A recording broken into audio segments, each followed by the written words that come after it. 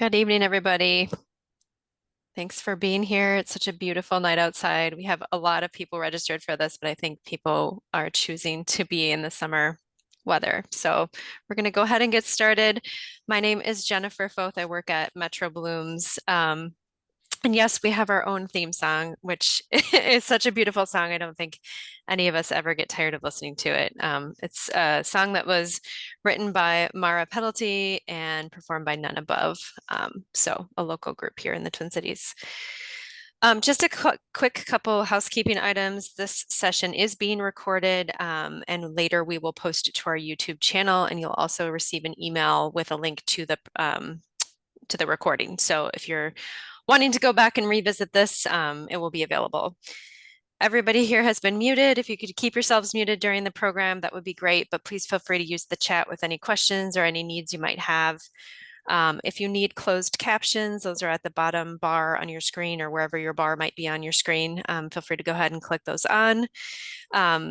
And again, as we go through the program, if you need anything, feel free to use the chat. We will have a few minutes at the end for questions, so feel free to pop them in the chat as they come to mind and we'll address them at the end, or feel free to wait until the end and we can chat. Since there's so few of us, we could probably just unmute too and use the unmute feature during the question and answer session.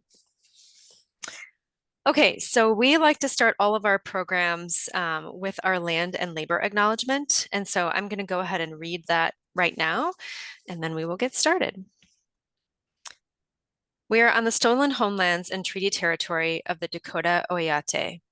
Minnesota, the US government, and European white colonizers carried out genocide, ethnic cleansing, and forced removal of the Dakota in order to acquire land and wealth. The Iowa, Ho-Chunk, Anishinaabe, and other indigenous nations have also called this region home. The waters and plants here have traditional, spiritual, and cultural significance to the indigenous peoples of this land, who are still here stewarding them. We acknowledge the violent exploitation, trafficking, and enslaved labor of Africans and their descendants by white colonizers on these same stolen lands. Deeply rooted white supremacy continues to propagate injustices in health, wealth, and opportunity. Here and across the country, Black communities are segregated and displaced, disrupting traditions and relationships with land. We benefit greatly from undervalued and co-opted contributions of Black communities who have made possible much of our country's economic and cultural growth. We ask you to take a moment to reflect internally. How does white supremacy show up in your life? How might you be participating, and how can we come together to mobilize change? We have much to learn from Minnesota's Indigenous and Black communities about how we relate to each other and to the earth. So thanks. I'll pass it to Laura. Thanks, Jen. We also have that on our website now, along with our Indigenous commitments, if anyone is interested in seeing that written. So thank you so much for joining us for our evening community coffee chat. My name is Laura Schall. I'm the executive director at Metro Blooms and the president of Metro Blooms Design and Build, and I use she and her pronouns. I'm going to tell you a little bit about our work, just briefly, some of the programs we run, and then I'm going to provide some updates with some photos of the work we've been doing for the last 4 or 5 months or so this season. So our mission at Metro Blooms is to partner with communities to create resilient landscapes and foster clean watersheds, embracing the values of equity and inclusion to solve environmental challenges. This has been our mission since 2019, and while it definitely still encompasses our work, we've spent this year going through some strategic planning and evaluating our values. We actually just passed new values as staff and board about a month ago, really to make sure that the words we're using align with the work that we do and the heart of Metro Blooms, and challenge us to do better and be aspirational in our work. So we're thinking a lot about things like environmental justice, community care, shared leadership, stewardship, and repair, and how those values really guide all of our work. People come to us in a lot of different ways. So I'm going to highlight briefly just kind of some main programs that Metro Blooms has and our brands. Metro Blooms is a nonprofit, and we believe that everybody has a right to clean air, land, and water, but we recognize that not everyone has the same access. So a lot of our work focuses with communities that experience environmental injustice. And for us, that means we work a lot with renters, with low-income communities, and with communities that are predominantly people of color. Another one of our programs is Blue Thumb. It is a statewide partnership and our education program. And through that programming, we really work to make sure that planting for clean water is accessible for everyone across Minnesota. And one of Blue Thumb's major initiatives is managing the statewide Lawns to Legumes program to support people in planting for pollinators. And we also have workshops, and the Sustainable Landcare Training program is one of our Blue Thumb education programs as well. So you'll hear a lot more about that in just a couple minutes. Um, and then we also have a for-profit organization, Metro Blooms Design and Build, that helps people plan and install native plantings and rain gardens right at their homes or businesses, and also generates a lot of financial support for Metro Blooms nonprofit and our work with community. So I wanted to share a few photos now just to demonstrate what we've been up to this summer and kind of what this work looks like for us before we dive into sustainable land care training. These are kind of hot off the press. A lot of these pictures were taken in the last 2 weeks or so. We're always busy this time of year, as everyone is with gardening in a, temperate climate. So last night we had a workshop with City of Lakes Community Land Trust, and Jaden, who's in the pinky purple shirt up here, is one of our environmental and social justice advocates, and she is showing people how to do a quick soil test and talking with them about soil health in their yard. Layla is in the middle picture, and Jesus, they're also on our community relations team, and they're doing a lot of work around tree planting and healthy tree canopy this summer. And then on the other side there, we're with a bunch of volunteers from Kimley Horn, which is a engineering group in the Twin Cities area that helps support some of the maintenance that we do at the Regional Apprenticeship and Training Center, which is actually where we hold our sustainable land care trainings. Jen, you can go to the next slide. Thank you. This is from the Monarch Summit earlier this summer. Monarch Joint Venture puts that on, and we led a tour for it, showing people what pollinator habitat looks like in a Twin Cities metro area. We found some monarchs. That's actually one of our land care crew members that is holding up a milkweed there in the monarch caterpillar. And we were given an award recognizing our outreach and education efforts. And it was a national award, so it was very cool. And it was presented to us at that conference. Jen, you can go to the next one. And then just highlighting some of the work of our design and build crews and that team. This landscape was designed by one of our designers at Metro Blooms Design and Build, and then installed by our installation crew. Has obviously some native trees in the front and native plantings, and then there's some raised garden beds too, with a pathway in between them for people to plant vegetables. That's something we're thinking a lot more about, is like sharing information about companion planting, we call it, and how native plants and vegetables can really support each other and create a really healthy ecosystem.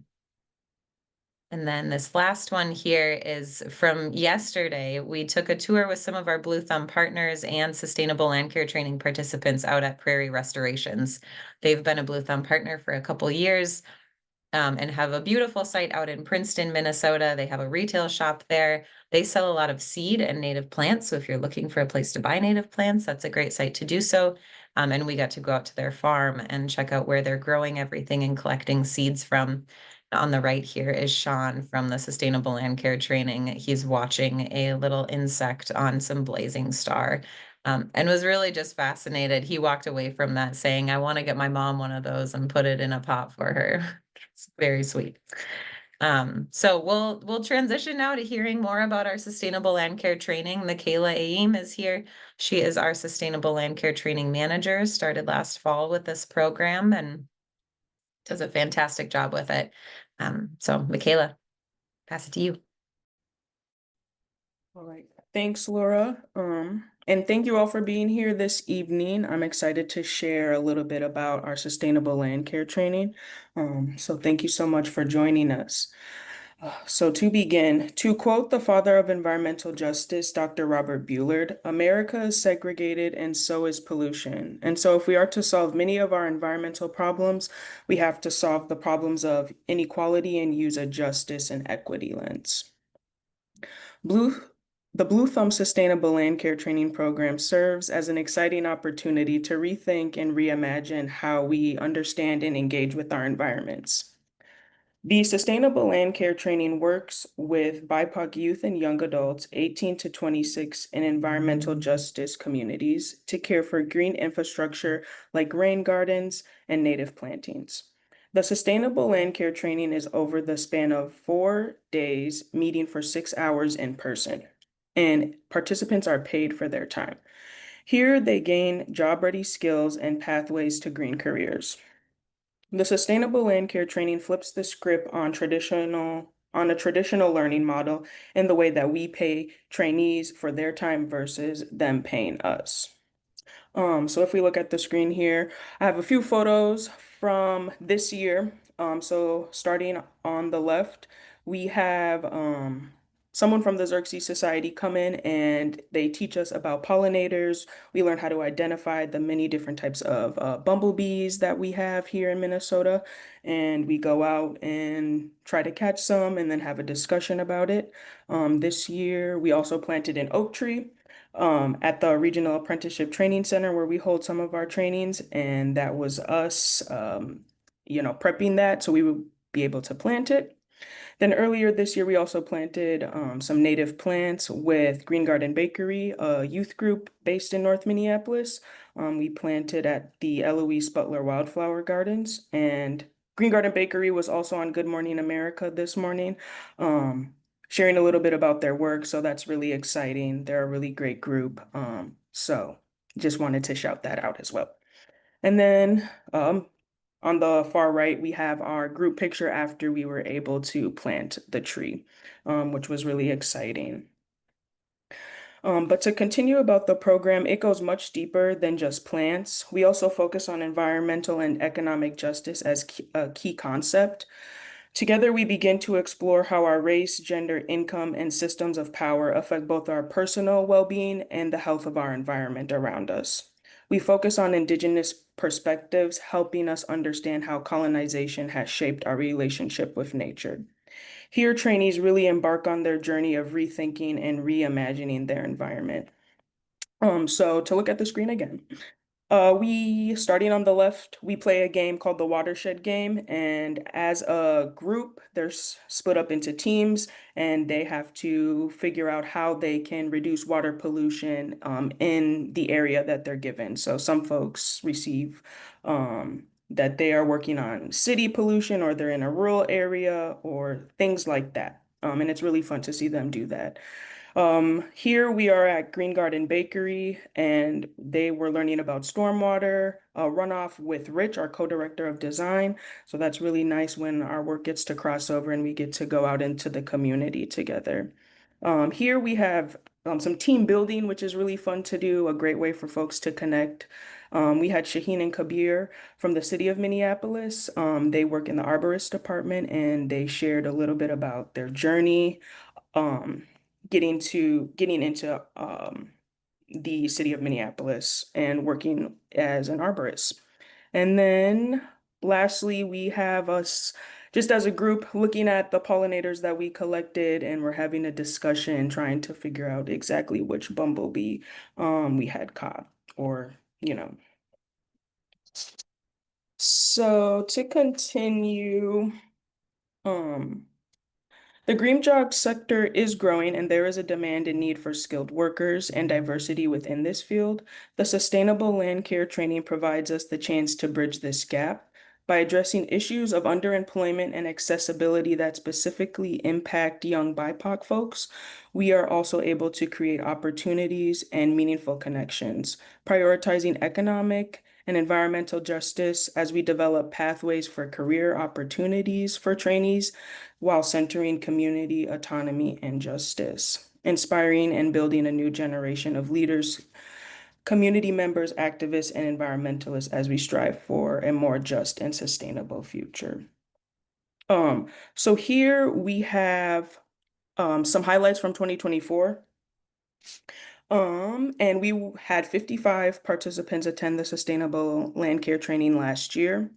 And here on the left, we had a short-term work opportunity through a partnership with the city of Minneapolis, and we hired a few sustainable land care training participants to inspect rain gardens that the city had installed throughout Minneapolis.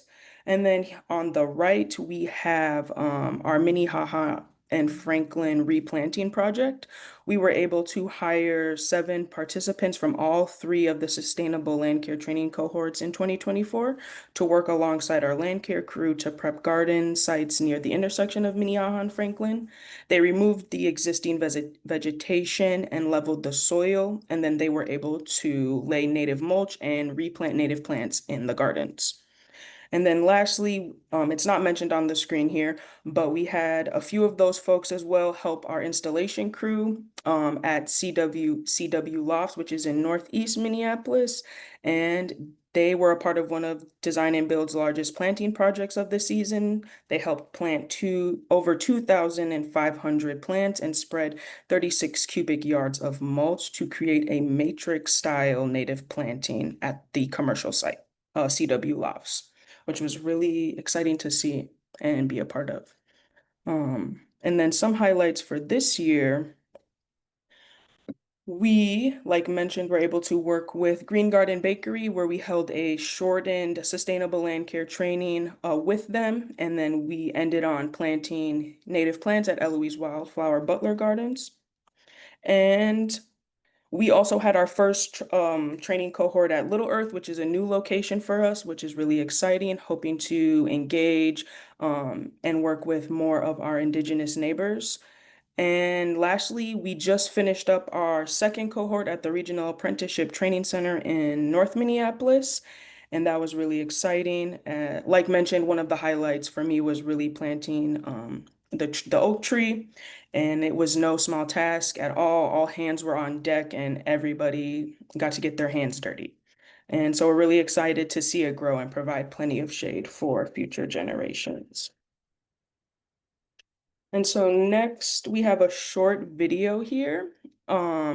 This is a short video with a few current staff members, Layla and Michaela, a different Michaela.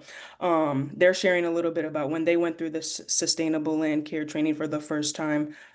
So this is really nice because now they work with Metro Blooms, and it's just great to have people from the community join our work. At first, I didn't know what a rain garden was because we were calling them rain gardens and then calling them bioswales.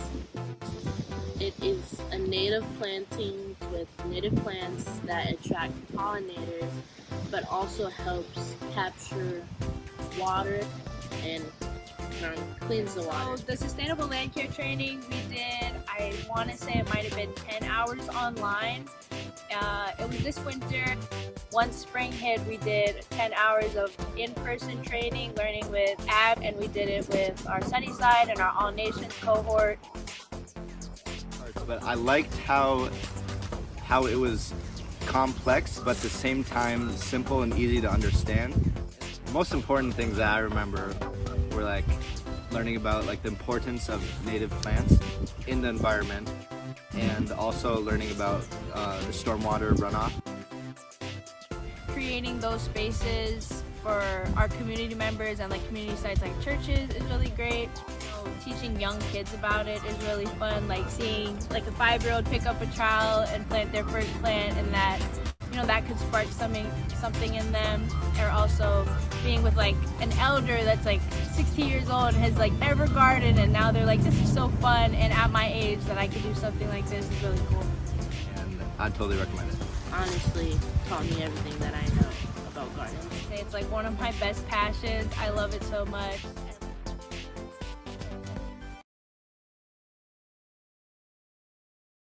At first, I didn't know what a rain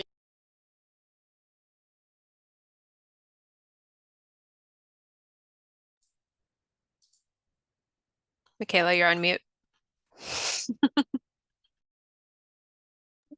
Thank you. So We also have another sustainable land care training participant from a previous year here with us to share a little bit about his experience as well. So we have a mood and a mood. If you wanted to maybe introduce yourself and share when you took the sustainable land care training and where the training was held at. Hello, everyone. Can you hear me? It's good to see everyone. Hi, Michaela. Hi, Laura. Everyone else on the team.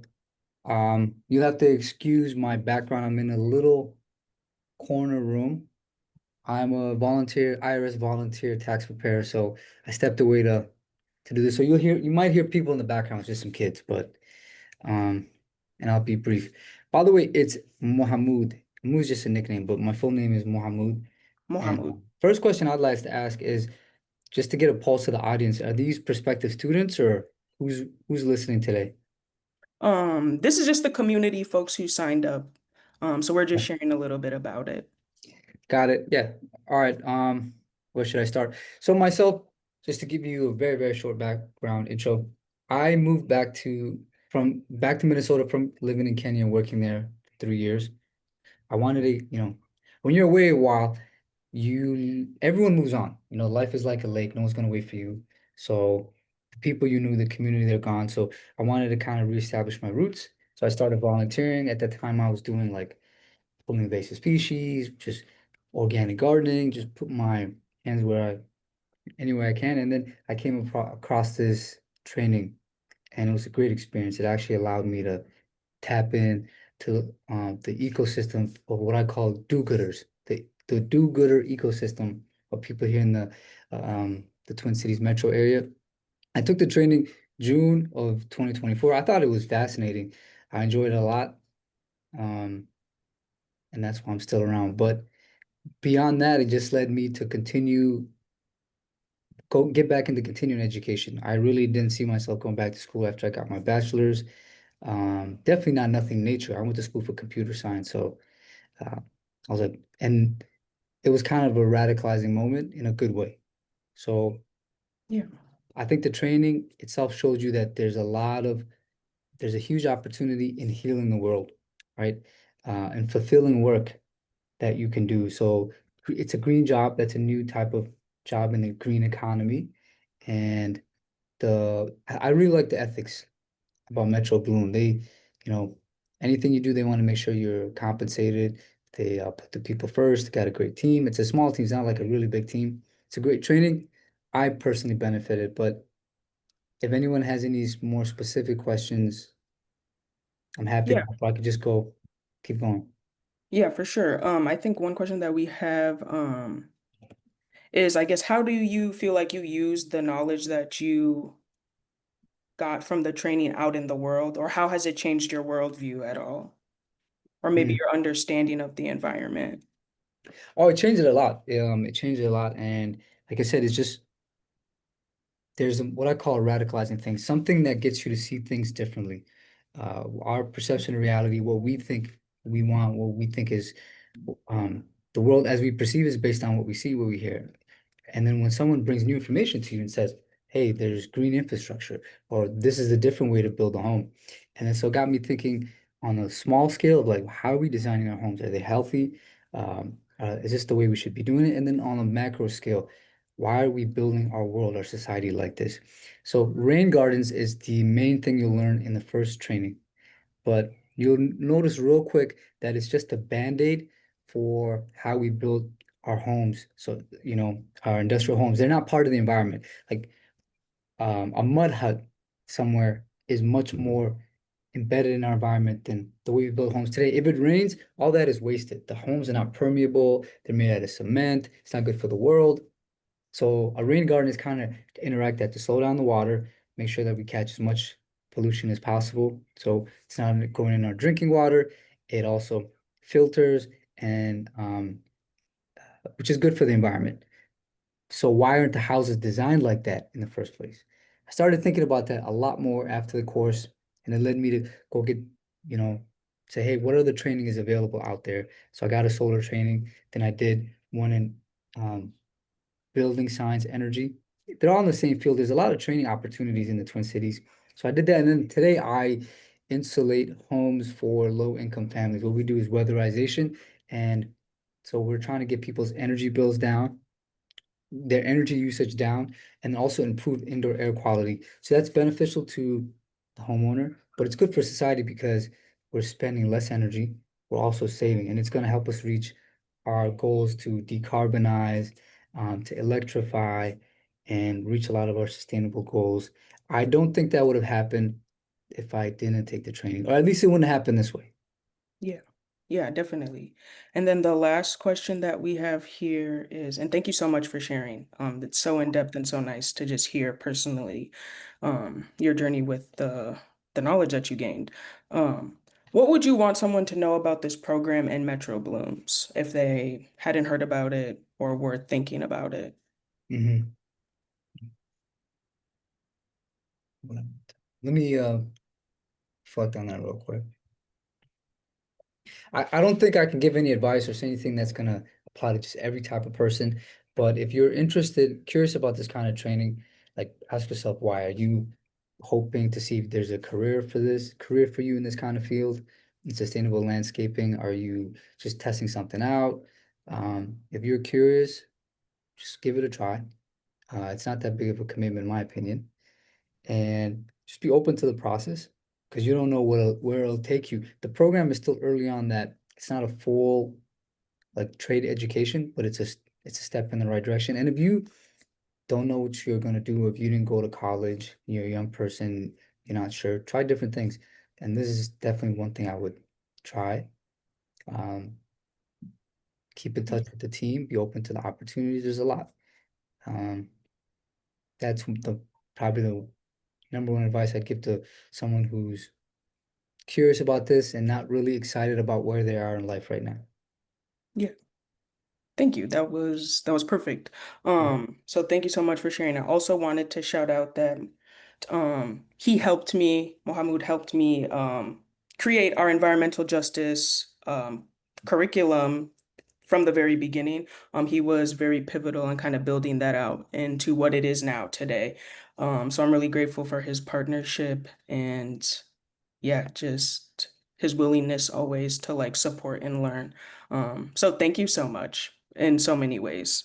Um, but that is kind of it for our piece with sustainable land care training. So I hope you all learned something new. And I'll pass it on to Laura now.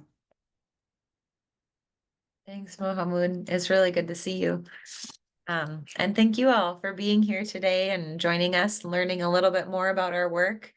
We hope you learned something new and that you're excited about our future. We're excited about our future. We're going to continue this programming as long as we can, as long as we have funding to support it. You'll see a little bit more about this training program during Give to the Max Day this fall, which is a giving day in November. Our campaign will be focused around this training program again. And it's really support from individual donors, folks like yourselves, maybe you, as well as support from the City of Minneapolis and Xcel Energy Foundation that are funding this program right now. As government funding shifts and foundation funding is called upon to meet more gaps in support, there's just a lot of unknowns. So all of those pieces together are really important for us to be able to call upon to fund this work, to have impactful work. So thank you again for your interest. Thank you so much for being here and learning more with us. We will stick around for a few minutes. If anyone has questions, you can use the chat, but we're a small group, like Jen said, so please go ahead and feel free to unmute yourself as well. And we're wrapped up for the program portion. So thank you so much for joining us.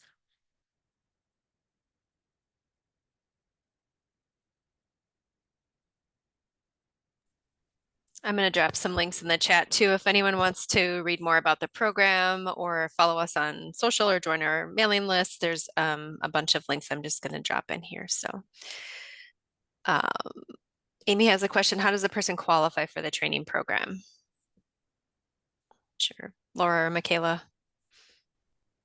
You want to speak to that, Michaela? Sure. So the training is kind of our target audience are folks who live in environmental injustice communities in North and South Minneapolis. And there's not really any specific qualifications. It's more of a who we're trying to reach. And with that, so young BIPOC folks, 17 to 26 is, I guess, who we are trying to reach, but usually we just send out an interest form and folks can fill it out. And if you kind of fall outside of that demographic, if we have open spots, we're pretty flexible, allowing different people to join. If you're interested, Amy, or know folks that might be interested, feel free to email us or even put that in the chat or put your email in the chat and we can send you that interest form. We don't promote it like super publicly. We had it on our Facebook page maybe for like a couple hours this spring, but we find that when we do that, we get pretty inundated. So we just have a limited number of spots in the training program.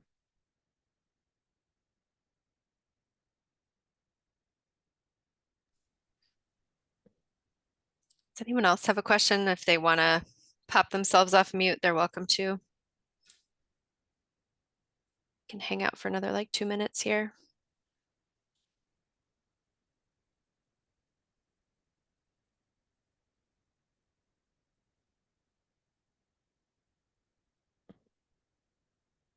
All right. Well, thanks everybody for being here. We're appreciative of your interest in Metro Blooms, and stay tuned. There will be another coffee chat in October, so we hope you will join us then. Thanks, y'all. Have a great night. Bye, everybody.